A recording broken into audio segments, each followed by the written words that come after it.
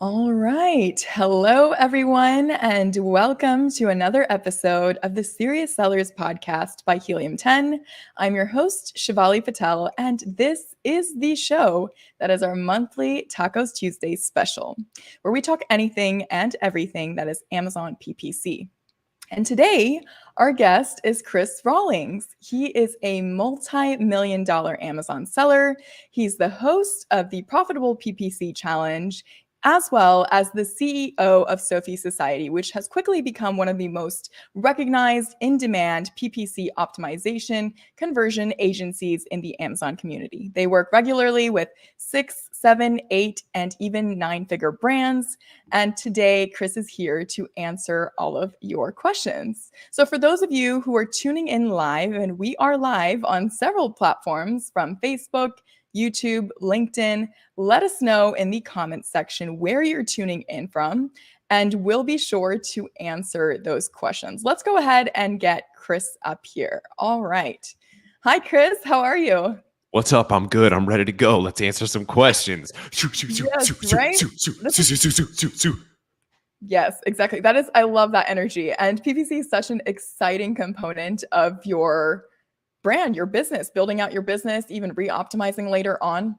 But it can be a little bit Yes. nerve-wracking. There's so many different components. And if you don't know what you're doing, man, oh man, that can really affect the bottom line of your business. So I'm excited to talk to you and to hear about you. I saw you just some time ago in Prague. And Prague. so, yeah, it's been some Yep. time since then. And what have You you been came up into to? Prague looking like a glowing, like mystical princess fortune teller or something. I don't know how you pull off these looks, Shiv. Thank you so I much. still I remember it. appreciate it. Too good for my confidence, for my ego. Good. Good. Well, thank you so much. I appreciate it. Now, I know that since then, I'm sure things have changed. So where are you now? I'm in Cyprus. I'm in Cyprus with my team, and we're actually doing like a PPC deep dive workshop here. So we're going Oh, super wow. deep on PPC every single day. Today we had a bunch of sponsored brand defense campaigns up, and we were talking about sponsored display retargeting, and we had all kinds of wizardly things going on here at our PPC workshop in Cyprus. Well, that's incredible. I'm excited for everyone that's tuning in and listening in on this episode to tap into some of your knowledge and expertise that I know those of the people that are there in Cyprus right now are enjoying. So let's just talk while we wait for some questions to flow in. Those of you that are watching, be sure to drop your questions in the comments section so we can get to them. We can ask Chris, make use of his time, and you guys can learn a little bit as well. But let's just kind of backtrack into the beginning stages of an Amazon seller's journey. Maybe let's talk about what really goes on, or how should somebody be approaching their ad campaigns or their advertising aspect of their business once they're just getting started as an Amazon seller. That's a good question. Just getting started. Yeah, that's ooh. Let me just get close to the mic, close to the screen for this one. This is an intimate one. Yes. Let's get intimate here. So, when you're just starting, the key is to not make it too complicated. That's the key. A brand new brand just starting on Amazon can't be running every ad type, every possible ad configuration, every targeting, and you wouldn't want to anyway. You're going to blow your budget, and you're going to hear a lot of fancy things, different types of campaigns you can run, and different types of features in PPC. And most of it you can just ignore. When you're just getting started, the most important thing during like a new brand new product launch is using PPC as a tool for ranking. So a lot of your ad budget is going to go to campaigns that are specifically purposed for getting you ranking. And mostly that comes down to single keyword exact match sponsored products campaigns. So inside sponsored products, which is one of the three main types of advertising available to most sellers, you can target one single keyword in a campaign. And exact match means that Amazon is only going to target people who search that exact term. And that drives ranking very powerfully. The next most powerful ranking driver is ASIN targeting, meaning you're putting your ad on another ASIN on their listing rather than in search results. And you want to target the ASINs that are already ranking for the keywords you're trying to rank for. And advertising on those ASINs gets you to rank better for the keywords that they rank for. So it's like a rising tides raises all ships type of deal for that. You're going to want to drive a lot of your ad budget to just those types of advertising. And really, if you want to keep it super simple, you could just do just that. And that makes it so much easier for someone just getting started, where they don't have to learn like the entire complex, sophisticated suite. Now, I will say, like, as the launch progresses and as the brand matures, you'll get left behind if you don't start to learn more and more sophisticated ad strategies, which some of which I'm sure we'll go into during this hour. But in the beginning, keep it simple, focus on ranking and sales velocity, get to your review milestones as quickly as possible. The first 5 reviews, there's a big increase in click-through rate and conversion rate. Then there's another big increase, another plateau after 21 reviews. And then once you get into the hundreds, that's the next big jump. The thousands is the next big jump after that. So hit those milestones as quickly as you can. So when you talk about a plateau, could you go a little bit in depth with what you mean with that, like the ranking itself, or just in terms of reviews? Yeah, so review strategy is one of the factors that affect PPC that's not taken into consideration when looking at PPC metrics, because it's one of the few things that affects both your click-through rate for certain keywords and your conversion rate once they're on the listing. So the two numbers that affect PPC that are not PPC metrics the most, because we all know ACoS, average cost of sale. I spent $10 in advertising and I made $100 in revenue. I had a 10% ACoS, right? And TACoS, which is what this whole session is named after, total average cost of sale, which is I spent $10 total in advertising and I got $1,000 in sales. So my TACoS is 1% because that's all my total sales, not just my advertising sales. But there are other metrics that are super important that affect PPC that are not PPC metrics, and click-through rate and conversion rate are the most important ones. So everything that you do to increase your click-through rate for your most relevant keywords, and everything that you do to increase your conversion rate, more people that land on your listing end up buying, make your PPC more effective and make your TACoS and ACoS healthier and lower. And reviews is one of the few things that affects both click-through rate and conversion rate. So you get a double hit. So getting more reviews, number of reviews, that's one thing. And then getting better star rating in the better average star rating in your reviews is the other main metric when it comes to reviews. So putting in place systems that increase your number of reviews at a faster rate, we call that review velocity. How many reviews do I get per 100 sales? So if I get 1 review for every 100 sales, that's a 1% review velocity. A healthy review velocity is 4%. So that means every 100 sales that I make, I get 4 reviews. That means you're doing great if you have a review velocity of 4. I know sellers that have a review velocity up to 8%, where every 100 sales they get 8 reviews. And I wouldn't really try to go past 10. I honestly wouldn't really try to go past 5, because at a certain point you start to send red flags to Amazon that you might be doing something tricky. But the main things you can do to affect that are having a Amazon terms of service compliant product insert or packaging feature that gets people into your ecosystem in order for them to get the warranty or something else that helps them with their product, like a how-to guide, and then get them on your email list. And then later on down the line, without offering them anything in return or asking them to leave a good review, just invite them to leave a review. That's one of the primary things you can do to up it, but also Helium 10's tool that allows people to automate the request review within Amazon is also a great way to do it. There are lots of ways to do it, but those milestones that I mentioned are where you see like the steepest drops in the steepest increases, either in conversion rate or click-through rate or both.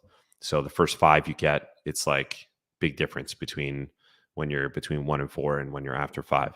And then the first 21 you get, again, a big difference when you're before 21 and after 21.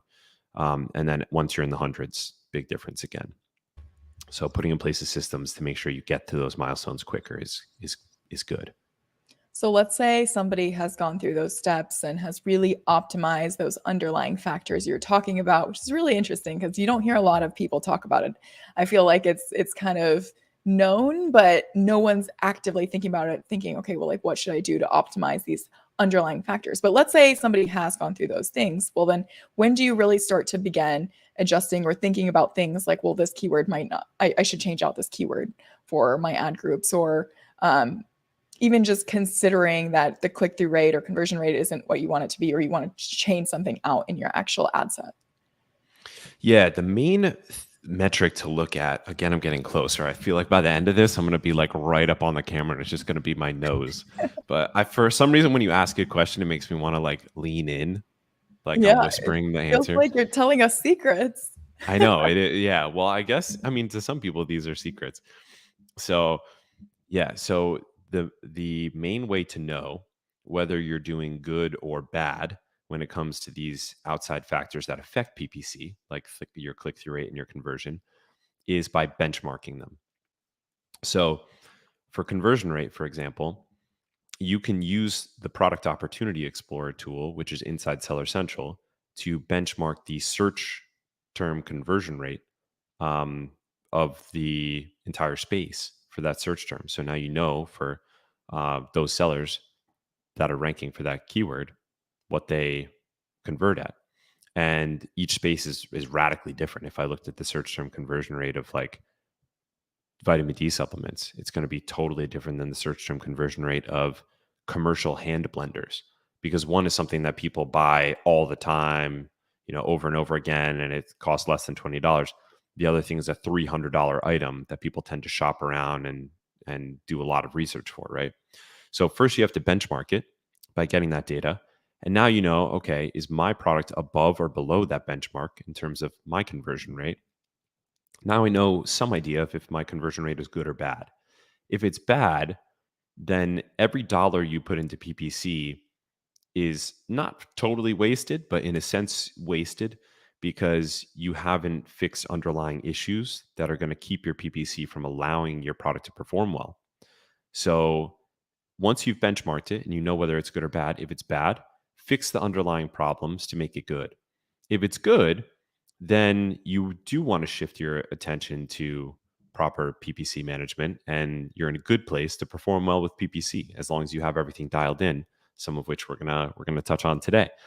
When it comes to click-through rate, you normally you so a big part of the benchmarking of this is benchmarking it against yourself.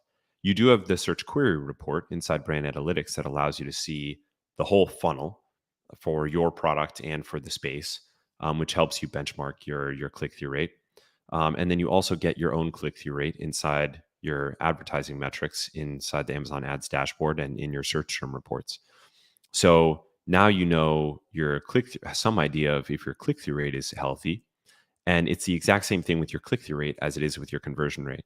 And again, just to get everyone on the same page, the click-through rate is out of the percentage of all people who saw the listing thumbnail on Amazon search results, how many people clicked it. So if 100 people searched omega-3 supplement and they all scrolled past my listing, but 2 people clicked it, that means I have a 2% click-through rate. The conversion rate is out of all the people who landed on my listing and were assessing everything about my product and determining whether or not to buy, how many people purchased it. So if 100 people landed on my listing and 10 people purchased it, that's a 10% conversion rate. Most of you guys probably know that. I'm not trying to patronize you, just getting everyone on the same page. So once you've determined that your click-through rate is at least above average and your conversion rate is above average, now you know that you're ready for PPC. But most people, or a lot of sellers, are not always going to be in that scenario, or they'll dip in and out of those scenarios as time goes on. And that's why those two metrics are so important to measure over time, because once you dip below the benchmark for your space or for that keyword for that product, now you know you have an issue to solve. And there are a lot of ways to solve those two issues, and we can get into them now or later or whatever, but each of those has a diagnostic checklist that you can go through to, if I have a click-through rate problem, there's so many things I can try to solve it.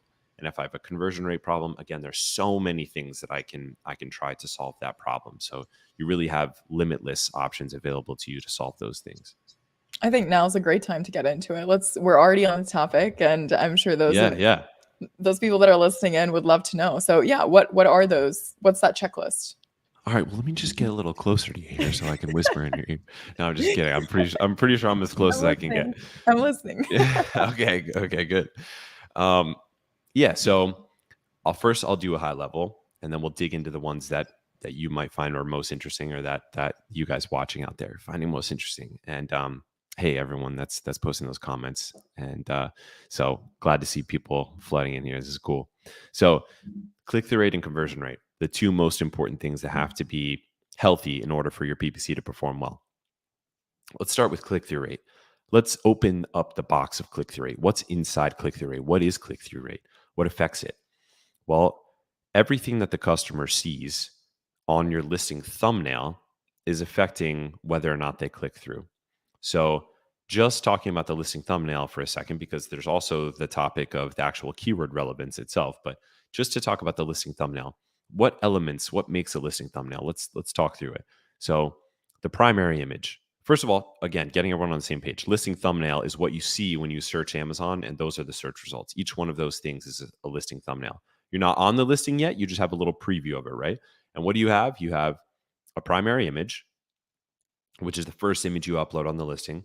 That's the only visual piece of content that shows on both the thumbnail and the listing is the primary image. And that's arguably the most powerful factor for influencing the click-through rate. That's its own science in and of itself. And you may have seen this, Shiv, but there was a presentation in Prague that was absolutely excellent on primary image optimization. I loved that one. I was digging that. And I run a content agency, so this is stuff that I already nerd out on. And that was an excellent presentation by forgetting his name, the AMZ One Step founder. I have a lot of respect for that guy. Yeah. Yes. Yeah, so he's a killer, man. After that presentation, I have so much respect for that guy now. I want to be better friends with him. Yeah. But yeah, right? He's a beast. He is a beast. Yeah, that was a great presentation for sure. Yeah, I want to rewatch it. So primary image optimization is one huge part of increasing and improving your click-through rate. And that's a whole science in and of itself. So now we're digging in fractally, right? We said PPC has a problem because the underlying metrics have a problem. Well, which metric? Is it click-through rate or conversion rate? We determined it's click-through rate. So we go into click-through rate. Okay, what affects click-through rate? Primary image. We'll get through all of them. And then even inside primary image, there's like all of these things that you can try, but that's its own science just to affect the click-through rate. That's one of many other sciences that you can get into. So this gets super deep, and you can see why expertise is needed on topics like this. So there's primary image. What else is there? There's the title of the product. So the title is like the main text that you see in the thumbnail. Then there's the number of reviews, which we talked about before. So now we have 3 factors affecting click-through rate. Then there's the review rating. Is it 3.5? Is it 4.5? Is it 4.8? And there's not just the number 4.8, 4.7, but the icons of the yellow stars, which is more important even than the review rating number. Is it showing as 4.5 yellow stars, or is it showing as 4 stars? Those are really the main 2 options. Most products are going to fit in one of those 2 categories.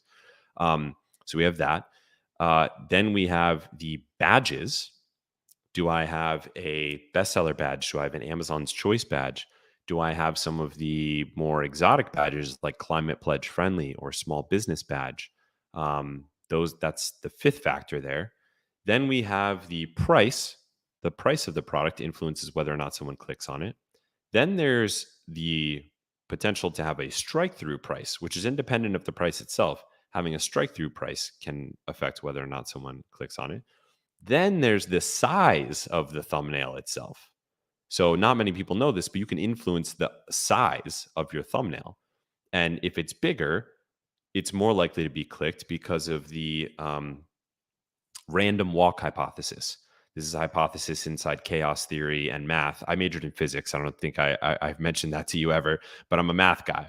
So I think of things mathematically, statistically, as much as possible. And when a shopper who's scrolling through search results You know what we do on the phone? We flick. The motion, the word for what our thumb does is flick. We flick and it zooms through things, and then we stop. We stop with our thumb, and then we flick back up, and then we stop. And it's a random, it's a random motion. The bigger your listing thumbnail, the more likely someone is to land on it randomly when they're flicking through search results. So that impacts it as well. So now we're at, I've actually lost count. I don't know if we're at 8. All those things affect click-through rate. And each one of them is its own full science. So I could go so deep on testing different things on my primary image. I can go super deep on getting super highly relevant keywords by pulling data from my search terms to make sure that my title is highly relevant and getting me more clicks. I can go really deep on getting every type of badge. I can go really deep on maximizing the size of my thumbnail. There's so many things that I can do. So you could see how it's like, yeah, you always have limitless options to improve when you have issues with these underlying factors. And then conversion rate. So conversion rate, we have some things that are overlapping, like the review rating, the review number. Those two things also affect conversion as well as the click-through rate. But then there are things that are completely independent that don't affect the click-through rate at all that are very important for conversion, like the secondary image set. Everything after the primary image is the secondary images. Do I have a benefits graphic, a features graphic? Do I have lifestyle shots? Do I have in-use shots? Do I have florist shots? Do I have a competitor comparison shot? If you're missing any of these things, that might be affecting your conversion rate and making you below average for the space. Then you have the copy of the listing, the bullet points, the title itself as well affects somewhat the conversion, although it's not the biggest thing. Then you have the video on the listing. So this is also not the top of the list, but it does affect the conversion. But the most powerful things that affect conversion are the visual content on the listing, which is the secondary images, the A+ content, and the brand story content, the brand story section. And these are, again, things that each one is their own science, and you can look up on YouTube how to create the best version of it. There are lots of videos on it. I have some videos on it. The Q&A section, and then the top voted reviews. So this is a part that you can't see in the click-through rate. So it doesn't affect the click-through rate at all because it's not in the thumbnail. But the top voted reviews are actually arguably more important than any of the content, because most Amazon shoppers, their shopping behavior is actually to click onto the listing and they skip all of the content almost immediately, go right to the reviews, read the top voted ones, and then if they're satisfied, they'll read the rest of the listing and all of the content that you put out as the brand. And if they're not, they'll click back and look at some other things. It's So almost that like as you've been well. looking over my shoulder the whole time I'm shopping, because that is exactly what I do. It's what I do too. I do the same I'm just thing. like, I don't care about any of these listing description images. Yeah, I don't care what you have to say through. about your product. I want to hear what people had to say. People have to say about the product. Yeah. Exactly. Yeah, I that's see exactly right. Lewis here says Sophie Society is managing her PPC at the moment. I can't thank you enough. So I think. Oh, awesome. Thanks, Lewis. Chris knows a love hearing that shout out. Thanks for coming in to shout it out, man. Thanks. Nice. Yeah. I mean, speaking of click-through rate and conversion rate, this is, I think, specific to Search Query Performance and Product Opportunity Explorer. So is there anything you want to add? Yeah. So what is the best way to see TR and CVR on Search Query Performance and Product Opportunity Explorer? Yeah. So go to Product Opportunity Explorer, navigate to Product Opportunity Explorer inside Seller Central, go to search term, then put in a search term, and then you'll see right in the Product Opportunity Explorer the search conversion rate. They call it the search conversion rate, which is the average conversion rate for listings that are ranking for that search term. And that's your benchmark right there. For the click-through rate, you don't get the raw click-through rate in the Search Query Performance Report. You get like your click share in the Search Query Performance Report. So you basically get to benchmark. You don't see it itself, the actual click-through rate, but you can see if it's high or low. And if you're getting more clicks, you see relative to the funnel, if you're getting more or less clicks than your competitors that are ranking for that term, relative to the other stages of the funnel. Like if I'm getting lots of conversions, but not more conversions than I should based on the space, but less clicks than I should, then I know, oh, that's the part of the funnel that I need to work on, is the click part of the funnel. So that's what the search query report helps you with. But another great way to benchmark CTR is just your actual advertising data. You see how you're doing and how it changes over time with your search term reports, and right inside the advertising manager as well. Awesome. So speaking of, I believe you mentioned that one of the things that affect conversion rate is your brand story. And I know that since you work on underlying factors that affect PPC, I think this can be one of the topics that we cover, which is A+ content. Of course, has I believe it's a module that will allow you to do brand story. But the other aspects of it, do you also work with those? And like, what have you really seen in terms of module content? Yeah, this is a very cool topic when it comes to PPC because, by the way, Bradley Sutton just came in and Yeah. said, "Hey, I know these people. What's up, Bradley?" That put a smile on my face. What's up, man? Yeah, so this is definitely worth getting close for. So I'm going to get a little closer and we're going to talk this out. So, yeah, when it comes to brand story, there's actually a module that you can use that is essentially an Amazon PPC ad. It's a clickable card with thumbnails of your other listings that lead directly to those listings. So the shopper doesn't know the difference between that and an ad. It's the same as an ad to them. And actually, it takes up more space on mobile than an ad does. So it's actually better than an ad because it's bigger, it takes up more space, and it's more visually appealing. Unfortunately, and this is probably one of the reasons that people don't pay enough attention to it, there's no way to really measure it because you can't measure all of the KPIs related to it like you can an ad. So it's since you can't measure it, sellers don't prioritize it. However, if you're doing brand defense ads, you are literally paying for something that you could get for free. You should be doing brand defense ads. That means when you advertise your own listing on your own other listings, and that's good, that's healthy, that's important. But this is essentially a brand defense ad for free. So it allows you to take more real estate on your own listing, increasing your conversion rate, sometimes dramatically. We actually create brand story for brands. This is how I have a lot of data about this. But it also, not just that, allows you to basically make free ads. It's like 0% ACoS ads. And this is what I'm talking about. Hopefully you can see my phone. Oh, shoot. No, it's not. It's blurring it out. All right. No, I'm not going to do that So then. close, but so far. The It was wellness so is all close. I I saw. know. I was almost there. Oh, Oh, I got it. perfect. Yes, you can see. You can see. All right. That's the brand story. And this is what I'm talking about. So this is actually clickable. If I tap one of these, it brings me to that listing. So that's an ad, right? I mean, it's the Yeah. same as an ad. And to the shopper, it basically is an ad. You can add up to 19 of those. Each one can hold 4 products. So you can have a bunch of free ads basically on your listing that the shopper has no idea what the difference is between that and an ad. And yet, I would say probably only between 15 and 25% of professional brands that we work with actually have their brand story uploaded and are using that module properly to get that free advertising space. It's just, if there's one, like, if you're watching this and you haven't done it or you haven't uploaded that, that's just, it's like a no-brainer like thing that you could do right now to immediately add basically free sessions to all of your listings. Incredible. We'll have to do that even for our Project X listings. I think Bradley will agree with that. Do That's it. amazing. Do it. That's amazing.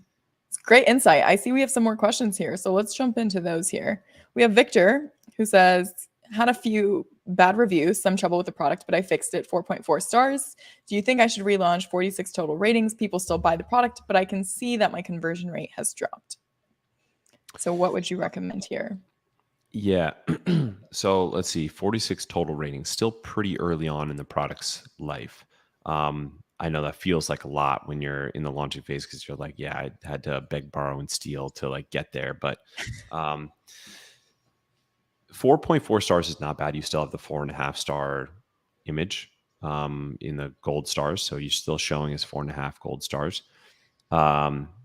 Your conversion rate. So you're saying your conversion rate dropped because you had a few bad reviews. So this isn't bad enough for you to relaunch 4.4 stars and a couple bad reviews, 46 ratings. I mean, there have been way worse scenarios that have come back from this and without having to relaunch and start fresh. That is an option if you wanted to try it, but you have to risk that you're going to have to deal with, relabeling all the inventory and starting from scratch and doing a brand new ACE and starting from zero reviews and all that stuff. So it is possible for you to come back from this. And basically what you want to make sure of is that those negative reviews aren't showing as top voted. That's key. The main thing is the top voted reviews, because those are the ones that everyone is looking at. So the way to get them off of top voted, since you say your conversion rate dropped, I'm assuming that these negative reviews are showing as top voted, because otherwise it wouldn't affect your conversion rate that much with a 4.4 star rating, because that's not bad. That's pretty good. So the way to do it is get more reviews. And the way to get more reviews is to get more sales and have review systems in place. So some of the main ones are automating the request a review button, which you could do with Helium 10 in a smart way that doesn't request it from folks who ask for a refund or a return, for instance, which it's great.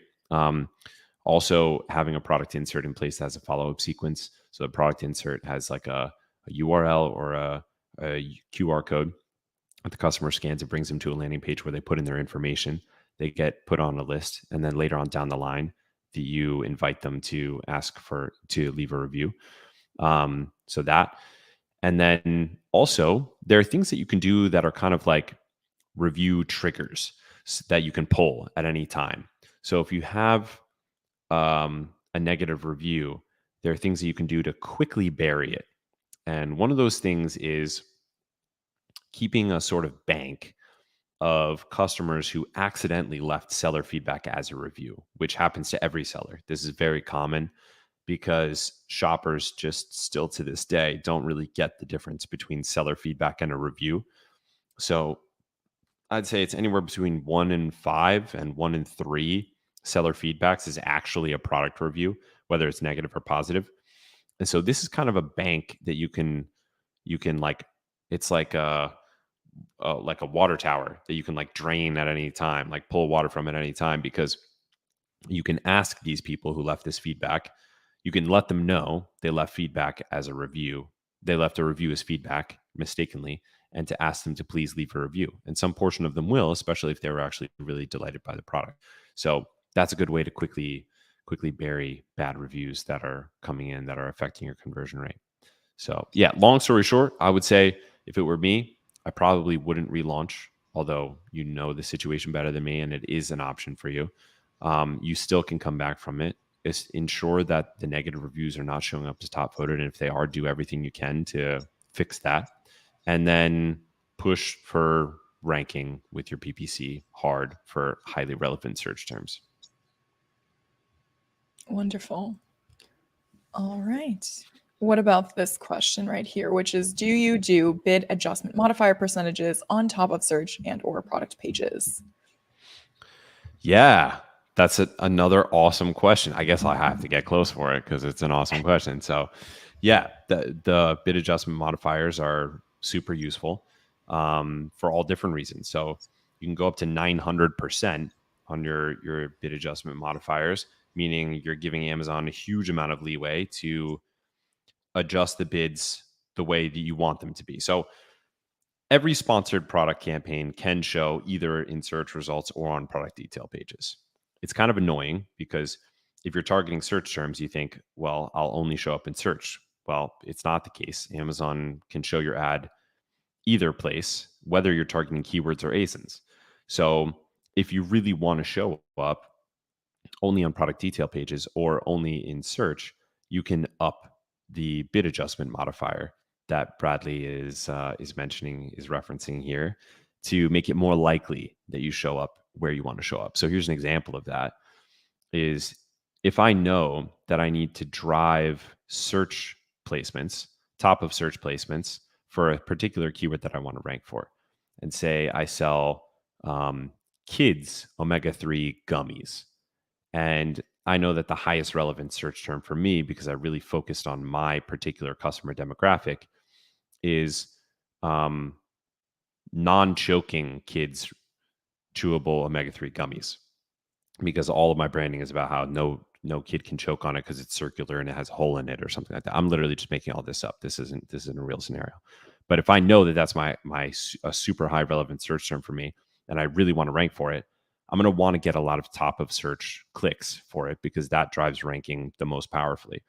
So when I create a campaign, an exact match campaign for non-choking kids chewable omega-3 gummies, I'm going to put a bid adjustment modifier on top of search to make sure that most of my placements are top of search, and I'm not showing up so much on random product detail pages, because I know that that's what's going to drive my ranking, and I want to show up there. And I also want to segment my campaign so it's easier for me to tell which campaigns are doing well and which ones aren't for my ranking.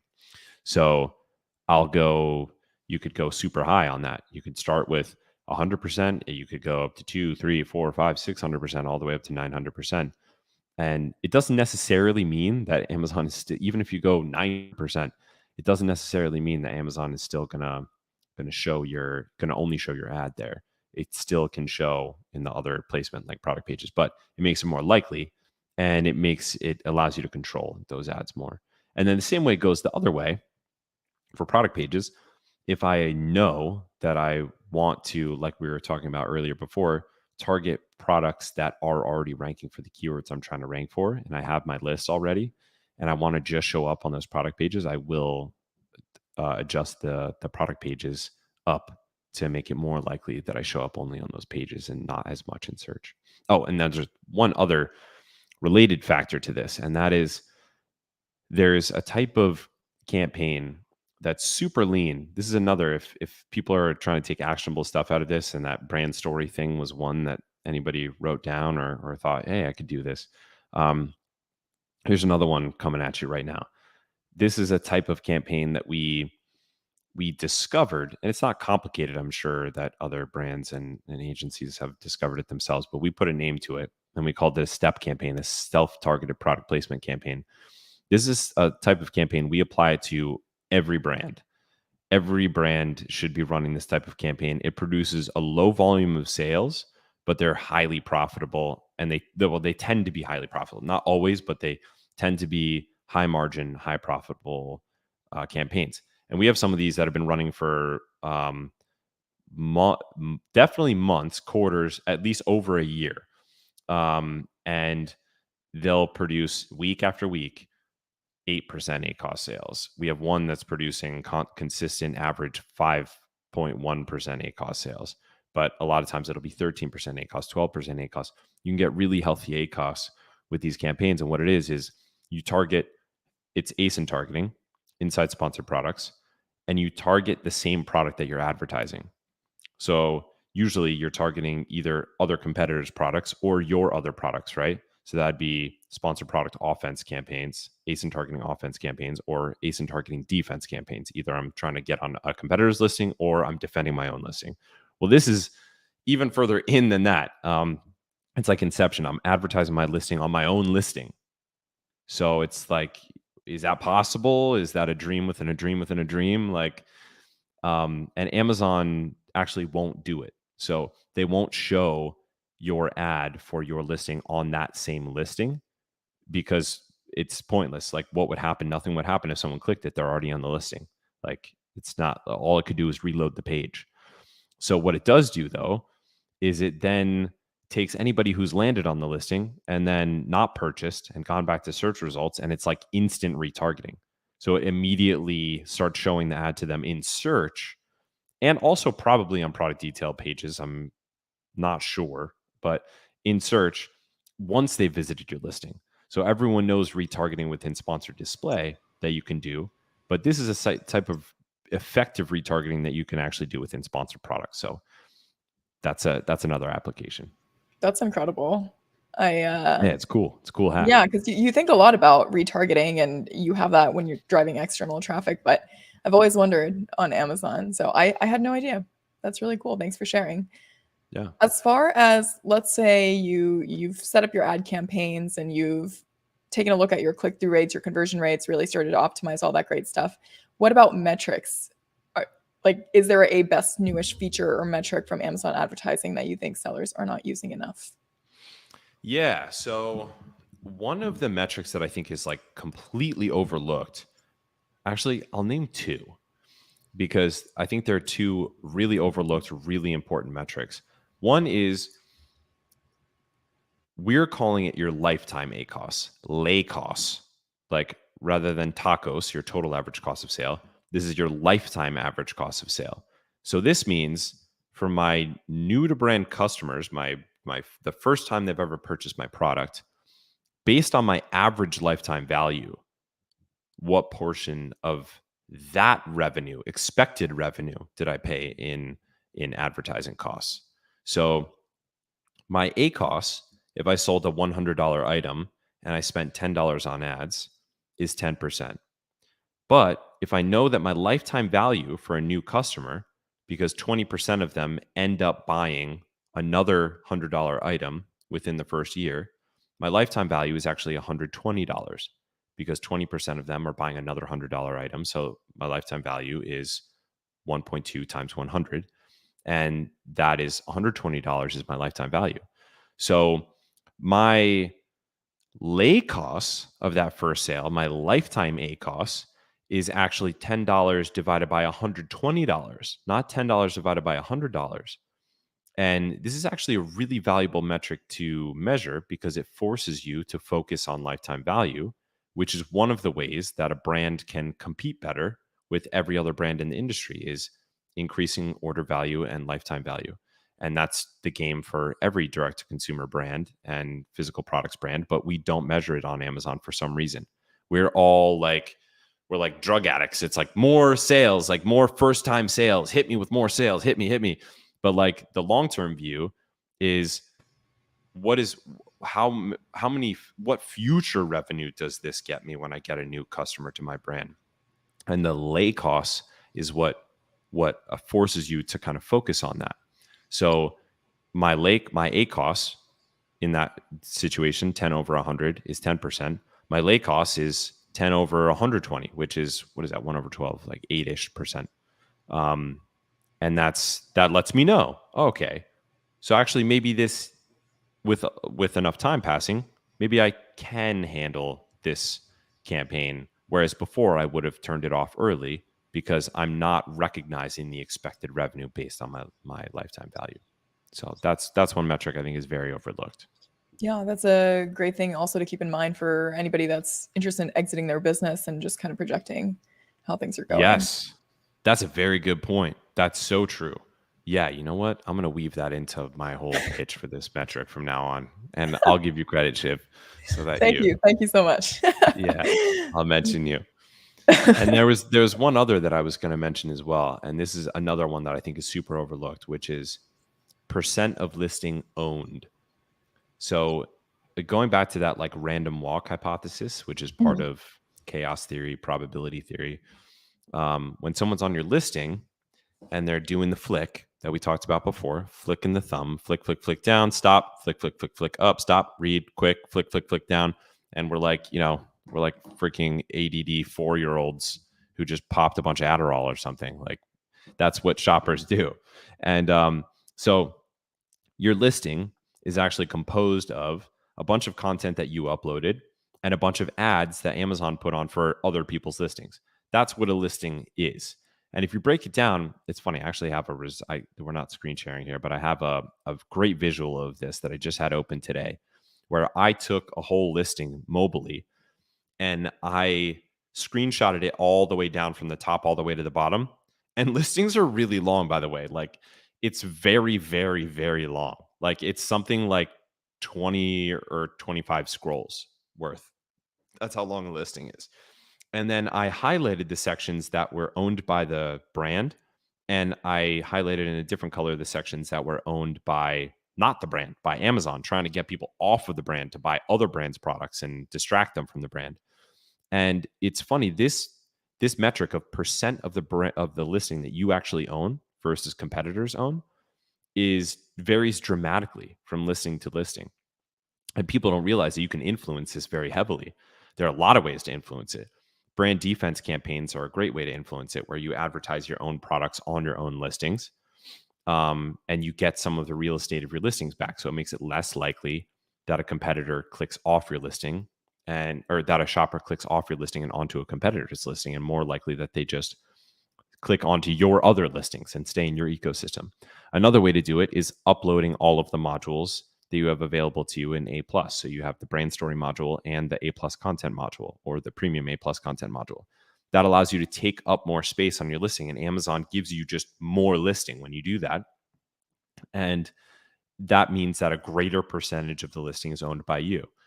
And yeah, so that metric is super duper important, because there's some element of probability and randomness to shoppers shopping, and them landing on your own content, either for the product they're already on or another product that you're trying to get them onto in your own listing, is beneficial to you. Whereas if they accidentally land somewhere else and something catches their eye, which is what all ASIN targeting ads do, right? That's what we're doing when we advertise on another person's listing. We're trying to get them off their listing and onto our listing.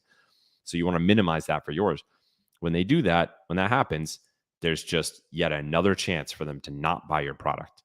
So measuring that is actually super valuable. And I haven't figured out a way to do it yet. I kind of wish there was a software that did it, because it's a KPI that we would add weekly into all of our brands and monthly into all of our brands and set targets against, just like all of our other main metrics. But I think that's a really important one. I hope someone out there hears this and is like, I found a way to automate measuring percentage of listing owned. And you'll have to send me a DM or an email after this so that we could talk about it, because I want to start measuring it for all our brands. The only way that I do it now is I just do it myself. Like, I'll just screenshot the whole thing and then highlight the sections and then do an estimate. Yeah. Yeah, you'll have to let us know too. We'd also be interested in that. Yeah, I will. We'll solve this one way or another. Yeah, right.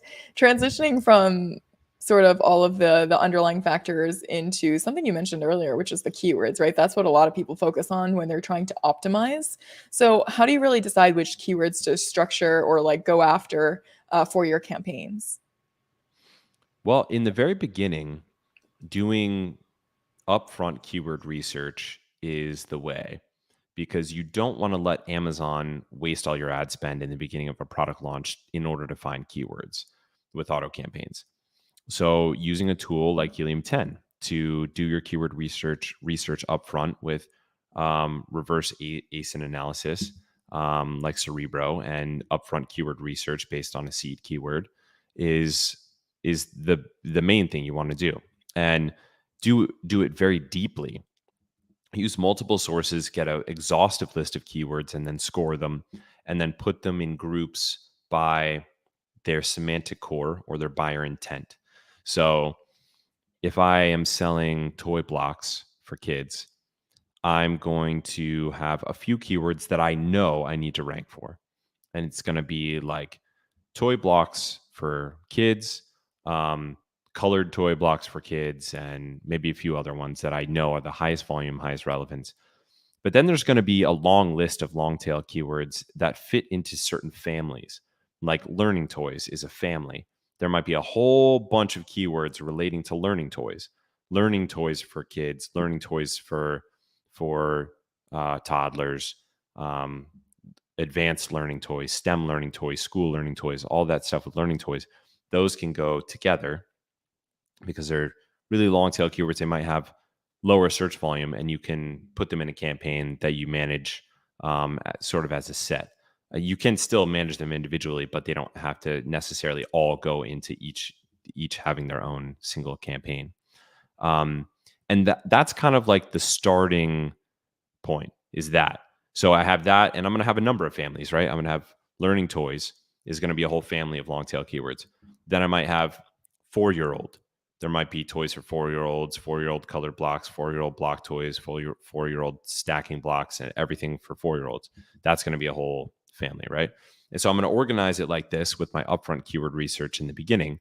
and then launch my campaigns, a lot of them being exact match campaigns, but some of them being broad and phrase match campaigns.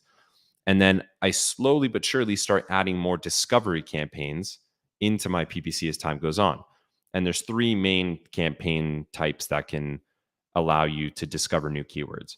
One is phrase match campaigns, where it has the same exact wording of the phrase, but it either adds words to the back or to the front. So toy blocks, it could be kids' toy blocks or toy blocks for kids.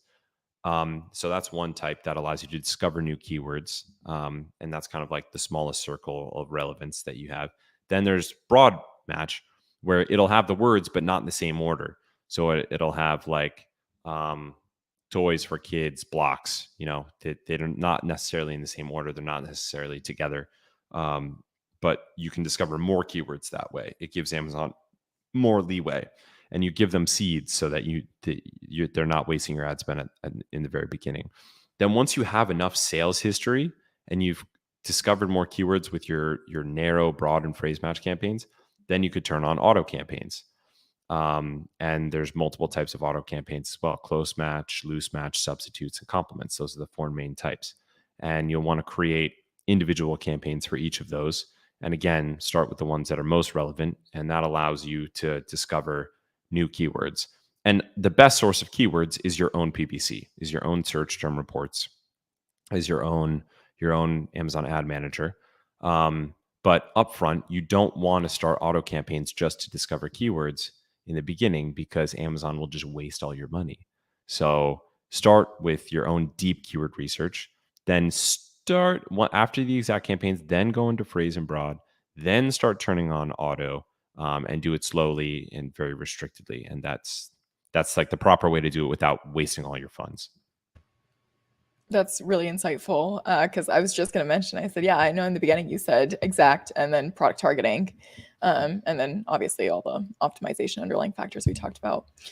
But yes, cool. Okay, very nice to know. So as far as when you're actually doing your exact match keyword research, right, and you're going in, you're taking a look at all these keywords, then is there a specific strategy that you're using to figure out which ones are good? Because I know there's obviously we have even in Helium 10, we have so many different columns that you can take a look at. You can look at your CPR number, your title density. You can look at search volume. If you're doing multi-ASIN searches, then you end up having, obviously, your competing products, where they're ranking, where they're running sponsored ads. So what are you specifically going in and looking at? Yeah, so these are all good metrics to look at when it comes to your upfront keyword research. But another thing that you have to do is take your particular product and cross-reference each keyword with the product as part of your scoring of the keyword. So this is something that we do as well. So ideally, the product has something about it, whether it's a feature, a benefit, a size, a number of variations, a particular customer avatar that it's really focusing in on, a particular use case that it's really focusing in on. And you're going to cross-reference the keywords with its relevance, not just the official, the metric of relevance, but its relevance to your product, and score that. And then those are really the ones you're going to want to start off with. And ideally, you sort of commit to a family that you can really crush based on the product. So, like, for instance, if I know that my toy blocks for kids are good for kids that have issues seeing colors, like they're colorblind, and mine have like super bright colors or particular colors that are different and still look different even if you're colorblind, and that's just a feature I built into the product, I'm really going to hone in on, even though that's not what the product is all about. It's toy blocks and it applies to all kids, but I know that that's a feature that people want, and I know that's a feature that I have, and I really want to highlight that and own that family of keywords for colorblind or color vibrance or whatever. I'm really going to zoom in on those. And some of those I'm going to make what we'll call alpha campaigns for, where they're single keyword exact match campaigns, so that I know I'm dominating them. And that's when the keyword research isn't just about which keywords you target with your PPC. It's also about everything else that you do surrounding it. So are they in your title? do the keywords, does your main image or at least your secondary images speak to those main keywords that you're trying to push? So if I know that a bunch of my traffic is going to come from this colorblind term, I better have an image that shows that it can see that the image visually shows that it's like color vibrance is like a part of it. And then throughout the listing as well, but especially in the title and the main image, because those are the things that affect click-through rate. So yeah, so I would say that to give like a unique, non-generic answer, that's kind of like one of the secret sauce things you can do when doing your keyword research. Well, as you were speaking, I was thinking about even products that are brand new that don't necessarily have a niche they're tied down to, but they have sort of a value proposition that's new as a differentiator in a broader market. Would the alpha campaigns that you're talking about work for those when you're trying to introduce something new into the ecosystem? Or would you say, because I'm even thinking about this from a broader perspective, let's say you have maybe 80 or 90 keywords that you've narrowed down to, and then you have some that kind of fall into, let's say, super broad, where you just have toy blocks, right?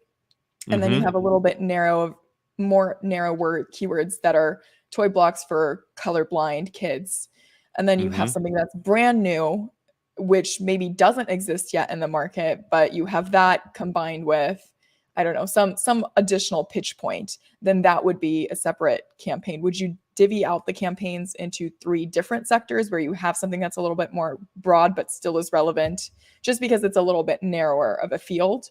Or would you end up just completely disregarding the broad and going only on the 2? Does that make sense? I hope I explained that well. Yeah, I would say no. I get what you're saying. So you mean if it's something that the market doesn't have yet at all? Yes. Yeah.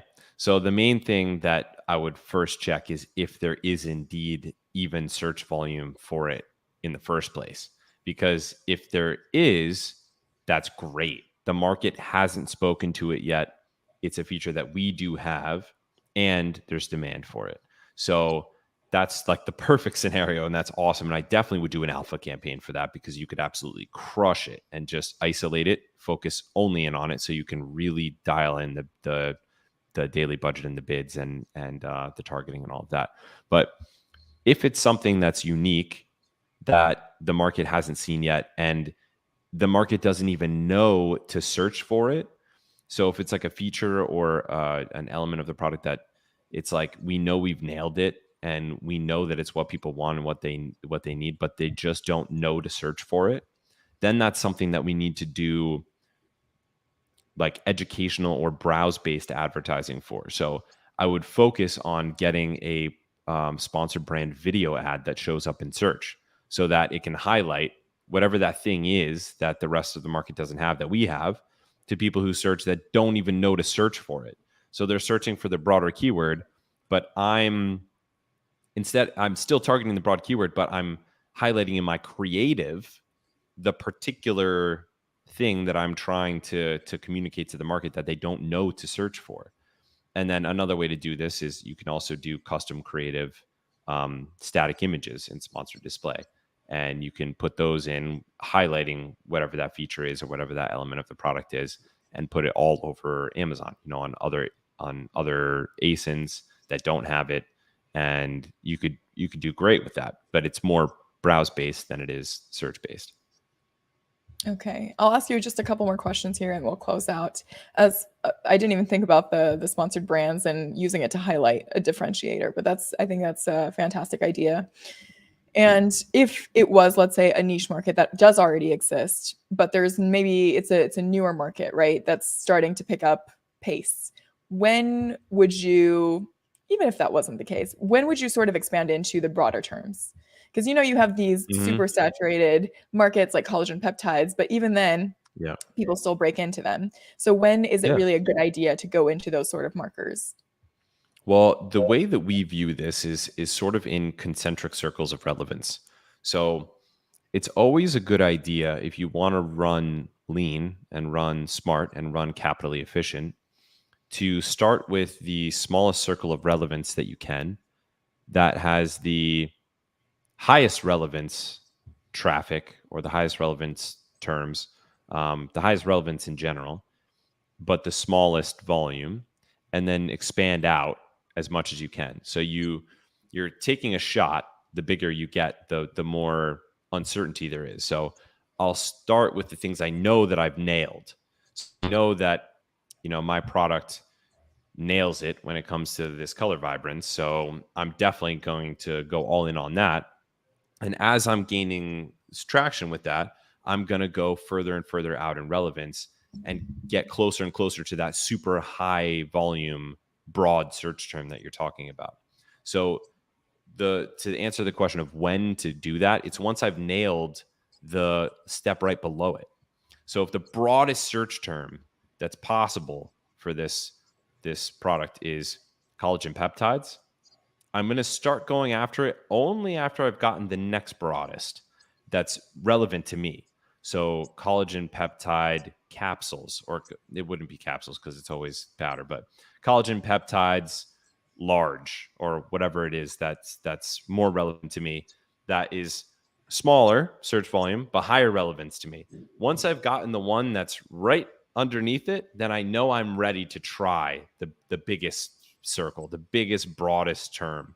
But if I get to that point where I'm already having trouble with my ACoS when I'm advertising on collagen peptides big bucket or extra large, that's more relevant and lower volume than that big search term. So I know I'm not going to compete on that big broad one if I can't even compete on this more relevant, still high volume, but not as high volume search term.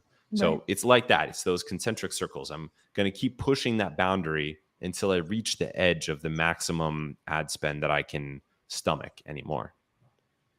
Okay, wonderful. Well, I know it's about time, and you've answered so many questions, though I'm sure if you were here for a lot longer, we'd have plenty more to throw at you.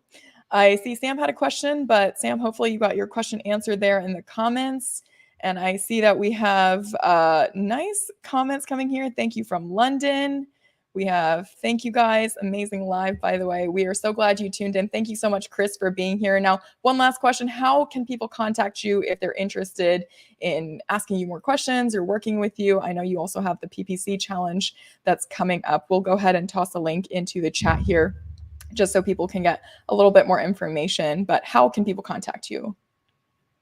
Yeah, if people, like you said, if people want more actual one-on-one time with me, joining the PPC challenge that we're hosting at the end of next month is the best way to do that. You'll actually see me live every day. It is a commitment. You have to show up every day. In order to join, you have to have the ability to do that, or at least watch the replay daily.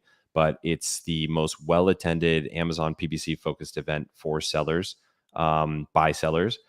And that is a 5-day event happening at the end of next month. I'd love to see you guys there live. So if you want to contact me live, that's the way. If you want to contact me asynchronously, I'm hello@sophiesociety.com, or my Instagram handle is hippiemogul, and you can hit me up there. And I do check my DMs. So yeah, that's the way. And I'd love to see you guys. Oh, I see the link was just dropped. There you go. I'd love to see you guys at the challenge. This is not really just a 5-day challenge, doesn't really do it justice. What it truly is like a deep dive on the level of a $10,000 mastermind, but for a week, coaching and content and office hours and handouts and accountability and assignments, everything in these 5 days. Like, our promise is basically whatever stage you're at when you come in, if you commit to showing up each day, you come out a completely transformed brand when it comes to your ability to perform for PPC, everyone. And you're not a number, you're a name. We know every single person who joins, your name, and if you're following along, and if you've done the actions from yesterday, we check in on people. You don't get forgotten about, you don't get left behind. It's a very, very intimate setting, and that's why we cap the number of seats, and it will 100% sell out. The last 2 did sell out. So if you are interested in that, I'd recommend you guys using this link that was just dropped in there, and I'd love to see you guys live there. It's going to be a lot of fun. Well, I'm excited for everyone listening in to hopefully implement all the things you learned today. And hopefully you did learn a lot. I know I did. I look forward to seeing you again, Chris, and best of luck as you go ahead and start this PPC challenge. I'm looking forward to hearing about it next time. Yes. I'm excited as well. And this was great to do, Shiv. It was really, really fun. And I hope we do it again. Absolutely. All right. Take care. Okay. Take care.